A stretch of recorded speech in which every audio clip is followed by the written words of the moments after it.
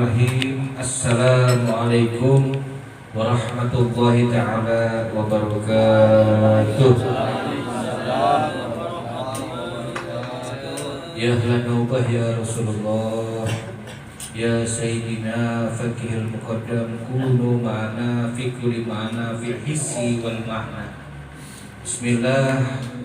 Alhamdulillahil qawil sultanuh al-wadhi'i burhanuh al-mabsuti fil wujudi karamuhu wa ihsanuh.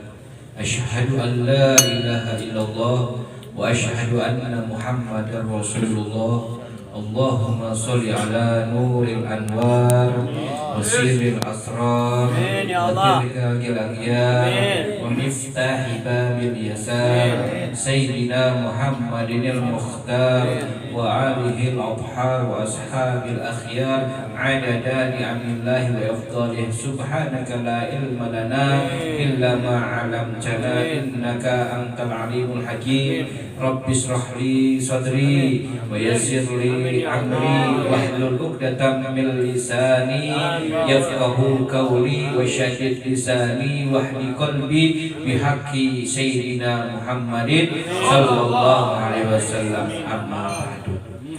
Hadratul mukarram wal muhtaram yang sama-sama kita hormati guru kita bersama Fadilatul Ustaz Daud Muslim. Kita doakan mudah-mudahan beliau senantiasa Allah panjangkan umurnya, sehat walafiat, kabul hajat dan keinginannya, dan semoga Allah berikan kepada beliau keistiqomahan dan kesabarannya di dalam mendidik kita semua.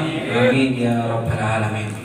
Begitu juga kepada orang tua kita yang hadir pada malam hari ini, bil khusus kepada Bapak Haji Mkos, Bapak RT Anam, beserta kesepuhan yang lainnya, orang tua yang lain yang hadir pada malam hari ini, wabil khusus kepada Sohibul Bait, yakni Bapak Ustadz Ahmad Satibi Al-Bodengi, ada marganya Al-Bodengi. Mudah-mudahan orang tua kita, kesepuhan kita, guru-guru kita yang hadir pada malam hari, semoga Allah panjangkan umurnya, sehat walafiat, diangkat macam penyakitnya, dimudahkan segala urusannya, dikabulkan hajat dan keinginannya. Amin ya rabbal alamin. Puja puji syukur atas Allah Subhanahu wa taala yang alhamdulillah pada saat malam hari ini, detik ini yang penuh keberkahan ini, Allah masih menggerakkan hati anggota badan kita untuk duduk bersama melaksanakan rutinitas kita setiap malam Rabunya, yang mudah-mudahan niat langkah duduk kita, apapun yang menjadikan kita, keinginan kita, niat kita di tempat ini, semoga dengan wasilahnya kita duduk, kita zikir, kita ngopi, kita wudu dan sebagainya, itu menjadikan wasilah semuanya itu dikabulkan oleh Allah Subhanahu wa taala. Salawat serta salam tak lupa juga kita haturkan kepada junjungan alam Nabi besar Muhammad sallallahu alaihi wasallam, yang mudah-mudahan berkumpulnya kita pada malam hari ini, membaca maulidnya kita, membaca salawatnya kita pada malam hari ini, mudah-mudahan kelak di akhirat kita bisa berkumpul dengan Rasulullah sallallahu alaihi wasallam.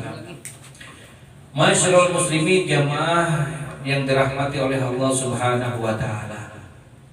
Allah memberikan kepada makhluknya atau kepada manusia, kalau makhluknya banyak masuk hewan-hewanan, akan tapi Allah memberikan yang namanya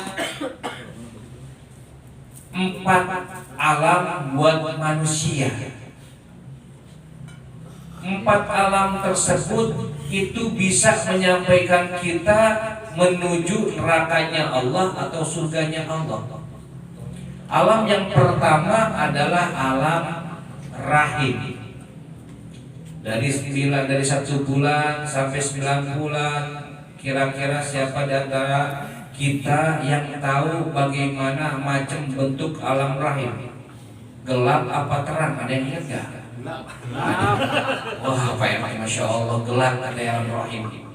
Sempit apa luas? Ini bisa keluar gede gitu. Ya, kita nggak tahu bagaimana bentuk wujud alam rahim. Kita sudah lewatin sehingga kita bisa sampai sekarang ini punya anak, punya cucu, udah nikah dan sebagainya. Ada yang belum nikah juga, nikah semua ya, alhamdulillah. Ada. Oh, kurang nggak ada aja. Motivasi. Ya kan? Yang kedua, alam yang diberikan oleh Allah adalah alam dunia. Nih yang kita hidup sekarang, alam dunia. Ya. Dunia kita diciptakan oleh Allah ke muka dunia ini hanya sifatnya cuma sementara. Pasti kita bakalan mati, bakalan meninggal. Siapa makanya bohong ya Allah panjangkan umurku sampai bohong. Memang dia mau hidup sendirian kan tidak mungkin. Jadi hidupnya sementara, seperti ketika kita hujan neduh, setelah reda kita pergi lagi. Itulah perumpamaan dunia. Dunia kata Imam Haddad, dunia sa'ah faj'alit ta'ah. Dunia ini sesaat, maka gunakan sesaat ini untuk beribadah kepada Allah Subhanahu wa taala. Dunia majru'atul akhirat. Dunia itu taman-taman daripada akhirat. Makin banyak kita berbuat baik daripada di dunia ini, maka akan dimudahkan untuk bekal daripada untuk alam akhirat. Amin. Oleh karena itu, jadikan dunia ini di tangan, jangan jadikan dunia di hati. Maksudnya gimana? Kalau ada dunia di hati kita, mikirin terus besok makan apa, besoknya lagi makan apa. Itu dunia berarti di hati, bukan di tangan. Yang sekarang, yang kemarin nggak usah dipikirin, yang sekarang dipikirin, yang besok nggak usah dipikirin. Sekarang gua harus apa? Besok begini. Besok kumaha benawe kalau bahasa Inggris ya. Nggak usah dipikirin, pasti ada milik dan rezekinya. Memang dunia, kalau kita melihat dunia itu jangan dilihat daripada atas, tapi lihat di bawah kita. Di bawah kita ada yang lebih parah daripada kehidupan kita. Kenapa? Kita bersyukur, kita masih bisa kumpul dan sebagainya, punya rezeki, punya anak dan sebagainya, masih ada yang lebih parah daripada kita. Kalau lihat ilmu, jangan lihat yang bawah, lihat atas. Oh bulan pinter karena sebab gurunya begitu, jangan lihat bawahnya. Itulah perumpamaan daripada dunia. Dunia ketika kita kejar makin jauh. Makanya Imam Syafi'i mengatakan dunia jifah. Dunia ini adalah bangkai. Siapa yang suka bangkai, bahwa itu adalah gogo. Yang suka bangkai adalah gogo. Berarti kalau diri kita yang suka dunia seperti ya, bilang ya. Iya. Kan jadikan wasilah semua pelantara. Ya. Yang ketiga adalah alam barzah. Berburdah barzah. Hanya di kuburan, man rabbuka wa man nabiyuka, diajar Bapak di sini di alam barzah. Setelah lewat daripada alam barzah, baru ada yang namanya alam akhirat. Ditimbang Siratal Mustaqim, di padang mahsyar, baru ditentuin neraka apa surga. Berarti yang belum kita ketemukan adalah alam barzah sama alam akhirat. Oleh karena itu, mumpung kita masih dengan umur panjang, kita gunakan semaksimal mungkin untuk ketaatan kepada Allah Subhanahu wa taala. Makanya Al-Imam Hasan Basri memberikan 4 resep, ya, 3 rumus sukses kehidupan di dunia dan di akhirat.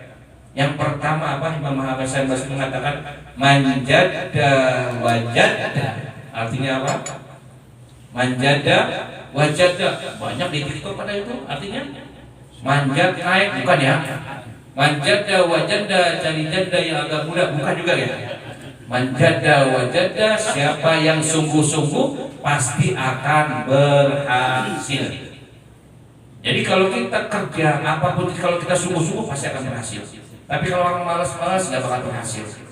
Makanya kalau lihat orang itu jangan dilihat akhirnya, tapi undur fil bidayah wala tangdur fil nihayah. Jangan kau lihat di awalnya, Jangan lihat kau di akhirnya, tapi lihat di awalnya. Maksudnya gimana? Seseorang si A kaya, lihat tuh dia mah enak, punya mobil, ibaratnya jor-joran segini. Tapi lihat sebelum dia kaya itu kayak gimana, susah payahnya dan sebagainya bisa menghasilkan begitu. Jangan lihat orang itu enaknya aja. Di dalam rasa enak itu pasti sebelum-belumnya itu ada rasa pahitnya. Ya, nilai orang itu jangan enak-enak ya, karena kehidupan dia rumahnya lantainya 3. Kemudian pakai lift dan sebagainya, mobilnya Pajero pasukan jenggot Rasul atau Alphard gitu kan.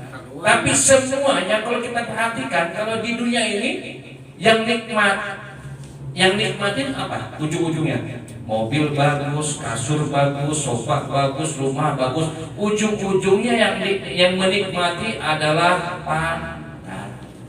benar apa benar? Kursi bagus, siapa yang nikmatin? Pantat, nggak mungkin kepala kan? Nggak mungkin. Mobil bagus, AC dan sebagainya, siapa yang nikmatin? Pantat. Kloset bagus, yang nikmatin siapa? Pantat. Semua juga ujung-ujung gitu. Makanya Imam Ali mengatakan kalau kita cuma memikirkan dunia-dunia, maka harga dirinya seperti yang keluar daripada lubang tersebut. Itu. Jadi semuanya kembali kepada 3 kata, PAI, udah beres. Mau makan apapun, jenis apapun, kembali ke PAI, udah beres. Jadi kotoran. Makanya nggak ada harganya kalau kita udah syukurin apa yang Allah berikan kepada kita. Kita tinggal syukurin saja. Berusaha. Kalau berusaha menjaga wajar pasti akan benar. Tapi kalau orang malas, jangan harapkan dia itu bisa sukses dunia dan akhiratnya. Yang kedua adalah man sabara zafiro. Siapa yang sabar pasti dia akan beruntung. Sabar macam-macam. Sabar ada atas ketaatan kepada Allah. Baru sholat, udah sholat lagi sabar. Emang tuntutan dari Allah, kewajiban kita untuk beribadah kepada Allah Subhanahu Wa Taala. Sabar atas musibah yang ditimpa. Sabar, ya. Sabar. Keluarganya ada yang sakit. Kemudian ada yang kehilangan sampai bacanya ke error, sabar. Semua juga harus sabar.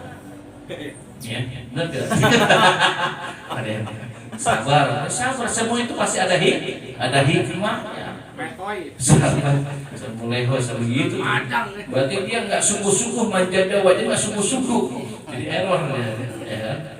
Sabar dalam segala musibah, sabar dalam kemaksiatan, menahan maksiat, sabar dalam semuanya kita harus sabar. Pasti akan beruntung. Coba kalau nggak sabar. Tapi memang sabar ada batasnya. Kita bisa marah ketika harga diri kita, agama kita, nabi kita, Tuhan kita diinjak-injak. Tapi kalau yang lain dihasut, difitnah, dicaci, dibully, udah luar biasa, udah biasa saja udah. Nggak usah dianggap. Suatu saat dia capek pasti akan berhenti. Karena memang hidup itu indah. Kalau kita tidak dicaci, tidak dimaki, tidak difitnah, berarti kita orang benar. Justru kita akan pahala. Banyak orang sudut sama kita, biarin aja. Kalau kita, yang penting diri kita jangan sampai menyakiti daripada orang lain. Semua itu kembali kepada diri kita. Al-bala muwakkilu bil mantik. Ucapan itu mewakili daripada bencana. Ucapan kita, mulutmu harimau, harimaumu. Apa yang kita ucapkan akan kembali kepada diri kita. Makanya kita beruntung zikir di sini kembali kepada diri kita. Semua pun apa dari diri kita. Intinya sabar sampai jam 12, sabar di sini ya. Sabar ngajinya sampai ngantuk-ngantuk, sabar. Sabar ya, sabar. Yang terakhir, yang ketiga. Yang pertama adalah manjada wajada, yang kedua mamsobaro zofiro, yang ketiga manjadroa yahsud. Siapa yang menanam pasti dia akan menuai kebaikannya. Tanamkan kebaikan di dunia ini, suatu saat akan kita dapatkan di akhirat. Tanami makanan, sodako makan di grup. Ayo yang mau nyumbang, yang mau makanan, yang mau sodako siapa? Itu semata-mata buat diri kita sendiri, akan kembali kepada diri kita. Makanya salah satu doa pengen dikabulkan dengan pintu jalur sodako. Ya Rob, saya mengeluarkan air ini, saya punya hajat, gitu. Banyak. Kalau nggak gitu, susah kita berdoa ya Allah ini. Kenapa? Karena kita banyak maksiat. sholat kita masih belum khusyuk, tapi mungkin dengan jalur sedekah dan sebagainya itu bisa menjadikan asbab musabab semua urusan dunia kita dilancarkan. Yang penting kita tinggal maunya, ya kan? Karena ketika kita sedekah itu jangan nunggu punya, jangan nunggu orang kaya, jangan. Ketika kita punya silahkan.